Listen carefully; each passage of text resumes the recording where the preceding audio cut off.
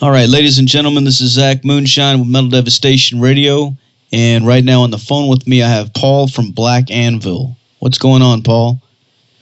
Not much, man. Living the life. So tell everybody out there listening what's going on right now in the world of Black Anvil. Well, we just put out a third record a couple of weeks ago, and we're just gearing our shit up. We have a record release in July, and then we take the shit on the road in the fall, which is actually just announced a few days ago. So that's our plans for the year, sort of. Cool. So let me ask you, how did you guys get this band started? And in the very beginning. Well, the three of us the core members were in, because we've added a second guitar player to the mix. But the three of us were in a band together for years, an old hardcore band, and parted ways, crossed paths again, and that shit fucking came to an end. And this just sort of spawned from it. This was years of us just, the stars just lined up. We've always wanted to choose this road. And the other band was too much of a beast to ever, have the time to fucking do something like this and be creative and explore our interests when it comes to, heavier music and, focus on a different set of lyrical, on a different lyrical theme and whatever. So it's fucking time, was of the essence. And we started this band sort of on the spot. It was literally, a phone call, and it fell together. And the whole first record just sort of fell together in no time. So it's just, it was just what needed to happen. It was in the cards, Cool, man. So where you guys originated from? From New York City. All Actually, right. from New York too, born and raised. Actual New Yorkers. Cool. The name Black Anvil itself, how'd you guys come up with that, and what is the meaning to you? It was sort of thrown. It was one of those ones that was sort of thrown into the pot. I mean, there was a million different names at times that we were toying with, and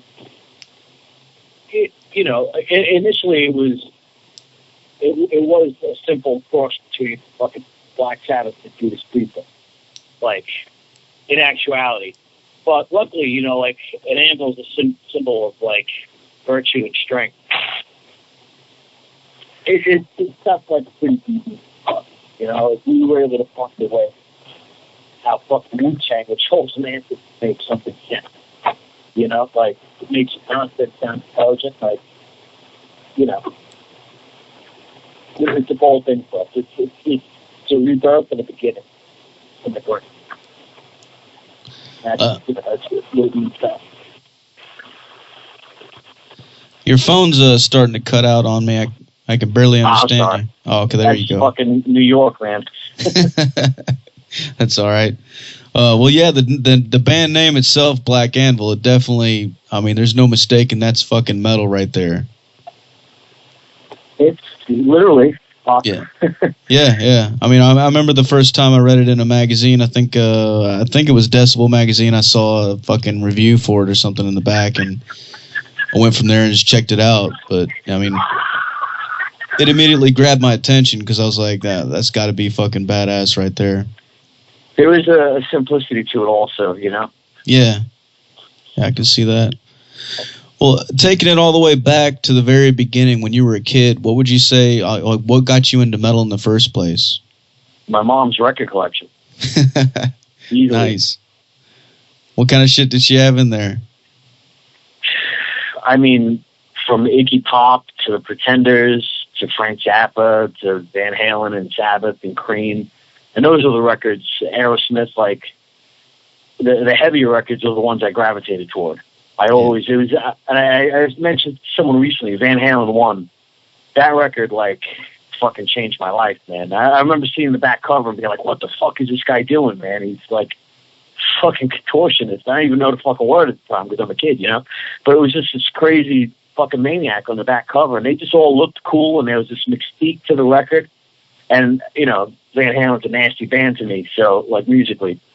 So it was just a combination of, like, you know, all of her shit.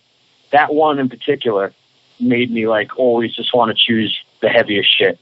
Like, and she had We Sold Our Souls for Rock and Roll on vinyl, and the gatefold fucking freaked me out. You know, I'm a little kid and opening that and just seeing a fucking dead body. Whatever it is. It was just, you know, it was interesting. And I loved that. I loved, like, that there was a darker element to this, like, you know, the poppier shit, like Elvis Costello she'd be listening to. I'm like, let me dig through your older shit. You know, and then I discovered on my own, you know, like Kiss and fucking... That was the beginning of the end. Yeah, I hear you. Hell yeah, man. Classics. Well, as far as the band goes, what would you say influences the sound that you guys have right now? We influence ourselves, I think. You know, I'm not really too influenced by other bands in the sense that I want to sound like anyone, or we should sound like this, or we should sound like that, or, you know, you're always going to hear something that sparks your interest, and you're like, oh, I like this.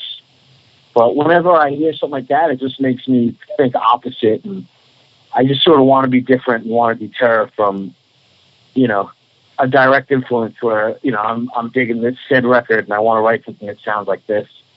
We just sort of clear our heads when we write music, and, you know, I look back to older records and just shit that we've done, and of course there's a fucking Sabbathy riff or the Metallica riff or this, that, you know, it fucking goes without saying. Like, you know, it's no surprise that I'm a fan of fucking Metallica. Yeah. And, you know, but I'm also, I fucking love Onyx. You know what I mean? Like, I'll still listen to old, hard fucking hip-hop from New York. Like, you know, you could hop in a van with us, and 1 minute Sodom is on, the next minute I'm listening to Cool G Rap, you know? Like, so musically, fucking everything influences me. Shit that I love, shit that I hate. But I really do think we nailed being influenced by ourselves. And by who we are and what we've become and how we've progressed as a band. I listen to the old shit, and I think about what bores me or what doesn't move me anymore, and I just want to do something different. I want to do something a little more creative. And, you know, even if it's not some technically fucking crazy Yngwie Malmsteen shit, like, you know, we can play simple shit and still grow from our previous shit. And I feel like we've done that. And we just challenge ourselves. And that's ultimately the main influence, is just outdoing what we've done. Yeah, for sure, man.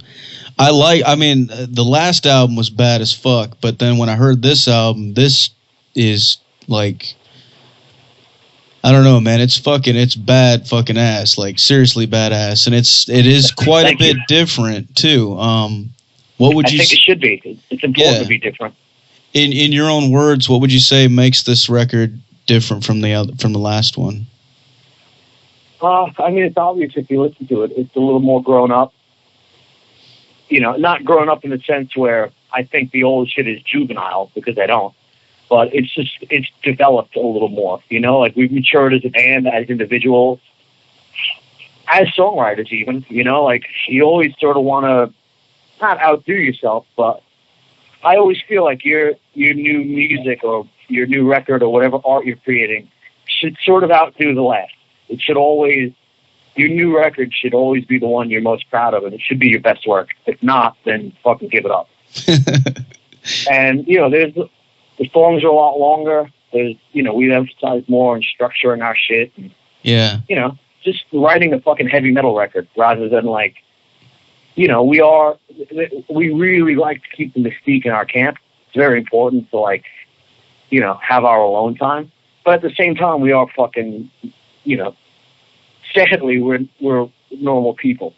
And, you know, we write music like any other band. We have our aspects that we don't talk about, but, you know, when we wrote the first record, it was just, there was a hunger to fucking, to write music with, like, my two brothers again.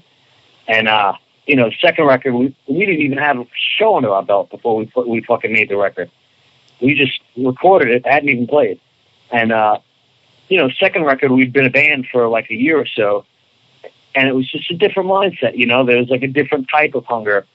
to create the second record. We were like really driven and just fucking in the moment and banging shit out. This time we like sort of stepped back and just thought about it, you know? We just gave a little thought, like, what do we want to do this time? Not like, what do we have to do? Let's try to put like, you know, we were able to just sit back and sort of relax and let it take over rather than us take it over, you know? That's cool, man. Yeah, and there's definitely some. I noticed there's a lot of deep dynamics on this album too. Like it goes up and down, just takes you through like a little journey on it. That's really cool. That really was the intention too. Like when I realized how long the songs were, because some of them were a little long, and that's been an issue with some fucking short attention span, fucking you know, reviewers, whatever, people that want a 30-minute record. Right. Cool, you know, like you've fucking seen long movies. You can put your phone down for 5 minutes, fucking read lyrics and sit down with a record. But I mean, I'm biased because it's my shit.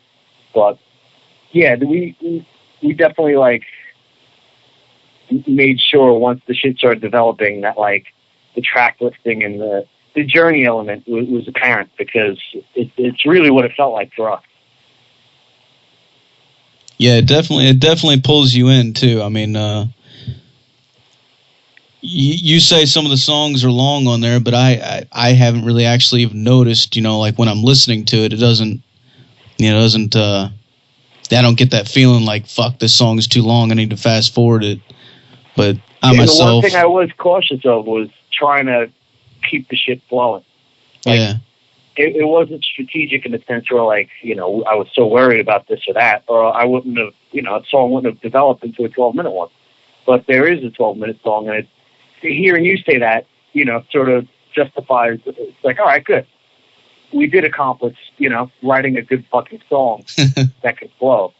And I am confident in saying that. Like, I do feel it will go over people's heads. People just don't like the band. Totally entitled to that. But there is a lot of impatience and fucking a lot of, like, I wrote a lot of shit where it's complaints about the length. And if you're only going to complain about the length, if you think it's boring, my fucking voice sucks, drummer fucking blows, cool, you're entitled to your opinion. But if you're just going to tell me that the songs are long and you could do it fucking without so much shit, what's the extra 40 minutes? I mean, the extra 40 seconds in a song going to do to you? Is it really going to kill you, or can you just fucking sit back and enjoy something? And everything with us, even like we put out a studio, like a making of video. And, you know, I understand our label works a certain way, but they wanted to break, it's a 32-minute video. They wanted to break it up into 4 different, like, little 5-minute clips. They were like, no, man, that fucking defeats the purpose of what we did. You know, like, it defeats the purpose of making it a film. Everything is just so fucking digital and pedestrian. I fucking hate it sometimes. Yeah, I mean, well, yeah, that's the way it is nowadays. You know, with the internet and everything, everything's so accessible that people are just fucking spoiled by it. You know, if they can't get it, what they need and what they want right then and there, you know, it's just. I guess that's the way that they're looking at it. The first single was a 9-minute song, and they were like, you want to maybe pick a shorter one? People listen to this shit at work. I'm like, yeah, people work fucking 8 hours a day. So right. You're fanning your balls at that desk for fucking more than 9 minutes. You can listen to a 9-minute song. Yeah, so, definitely. You know, and I'd rather we have a weed out process where, you know, we're not the biggest band in the world. I'm cool with that.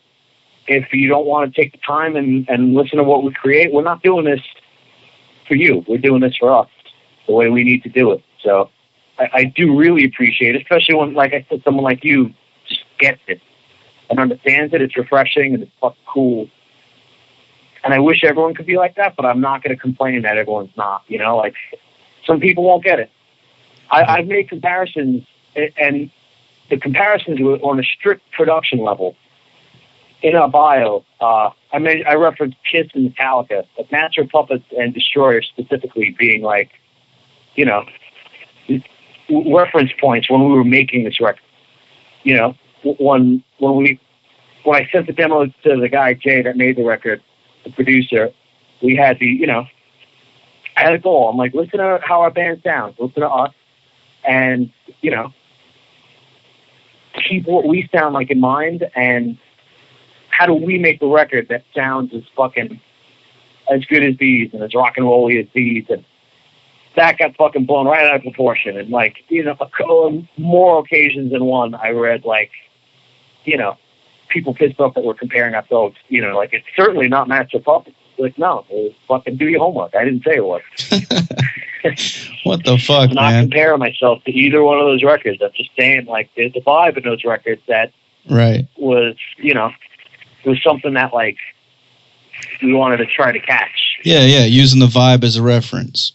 Yeah, you know, and sheer production value. And I couldn't express clearer, like, you know, from a musical standpoint, this production, but no, of course. So these songs are nothing like anything on Match Your Puppets. Yeah, all right, I know. Well, the production on it's definitely badass. So the guitars are thick and they're heavy, you know. And I mean, the drums sound great, the bass, vocals, it's all. I mean, it's there. It's all there. And we're a very big drum and bass band. Like, the rhythm section is very important for us. Which in Black, which leads to another fucking bone to pick. When it comes to us and the term black metal, there's a lot of everyone's like, oh, well, this doesn't sound black metal, and there's the thrashy part and the doomy part and this part and that part, and it's a total creative fucking cop-out to just compare something on a sonic value. And, like, black metal to us isn't a sonic value. You know, it's like, read our fucking lyrics and understand why we consider ourselves a black metal band and shut the fuck up. Because we'll write whatever the fuck we want. You know, like, I'll put out a pop record and sing about what we sing about. That's a stretch. I'll never do that. But it's not just about, like, writing a record that sounds like fucking birds. Like, that shit's been done. It's going to keep getting done. We're not here to be copycats. We're here to spread a message and a word, and that is why we are a black metal band. So that's another thing that's just the fucking, you know, the people, it's just the sound. They want to hear, like, lo-fi, tremolo picking and all that bullshit. Sometimes it's just the heavy metal part of it. You know, there's no boundaries when we write music. It's Especially definitely, this time around, we just sort of went for it. It's definitely got the attitude, you know, and that I picked up on that right away. And what about the album art on this? It's fucking badass too, man. How did you guys come up with that? The artwork? Yeah. That was completely the mind of Valnor of Metastasis, who's they're an art company based out of Paris. They've done a lot of records. And he's done a bunch of shit. He's a fucking genius. We luckily crossed paths early on. And he's sort of like the fifth component of the band. Like, when we have the music written and the words, we just send an email to him with everything. And this is your job, you know? Like, he's the only other person that we trust. As I trust my guys, he's one of us.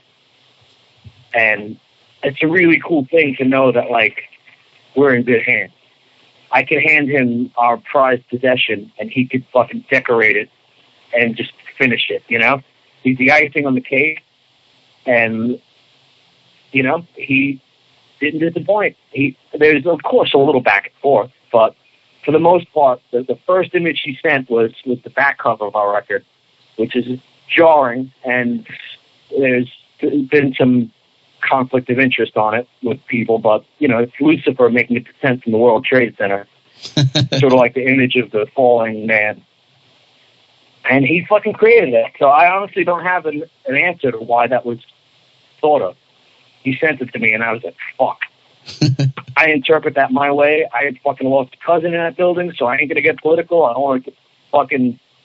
It ain't what it's about. I don't give a fuck what you think. If you don't like it, there's a door. But it's, you know, we're not here to please, as I've said a million times. But yeah, he just sort of, the short version, he's the fucking brains, and he listens and he reads and he creates what he feels. Yeah, I haven't seen the back of it yet, but the front is fucking, that's pretty fucking brutal, man. It's like a dude looks like he's getting crucified or something upside down on a fucking sword. There's snakes and shit. And yeah, that's Jesus. Nice. And she's just getting all fucked up. Very cool, man. Well, you guys have toured with some pretty badass bands already in the past. I know I saw you guys when you opened up for Watain. I think it was great. It was in Phoenix, Arizona. It was on the I can't remember what year it was, but that was fucking badass, man. And we'll be back in Phoenix in September. Cool. I'm actually not living out there anymore. I'm in Tennessee now, but all right. Well, then we won't be anywhere near you in September. We'll be in Atlanta, I believe. It's probably not close at all. That's where everybody comes around here. That's the closest they come. But we have some dates lined up with Skeletonwitch in the fall in Gould. Cool. Yeah, I think I saw something about that actually. Looking back on some of these tours that you've done, what are some of the, what could you say is some of the craziest shit that you've seen so far on the road? I mean, that goes back to Kill Your Idols days, our old band, I've seen people get fucking mangled on tour, stepping out of lines, out of bounds. And be it via us or via, bands that we're on tour with, there's always someone that tries to test.